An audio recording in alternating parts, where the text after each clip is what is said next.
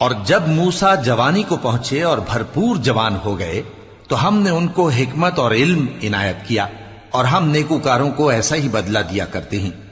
اور وہ ایسے وقت شہر میں داخل ہوئے کہ وہاں کے باشندے بے خبر ہو رہے تھے، تو دیکھا کہ وہاں دو شخص لڑ رہے تھے، ایک تو موسیٰ کی قوم کا ہے اور دوسرا ان کے دشمنوں میں سے۔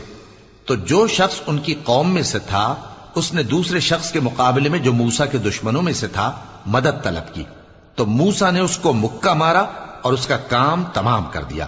کہنے لگے کہ یہ تو شیطانی کام ہوا، بے شک وہ انسان کا دشمن ہے، کھلا بہکانے والا ہے۔ بولے کہ اے پروردگار، میں نے اپنے آپ پر ظلم کیا، سو تو مجھے بخش دے، تو اللہ نے ان کو بخش دیا، بے شک وہ بخشنے والا ہے، مہربان ہے۔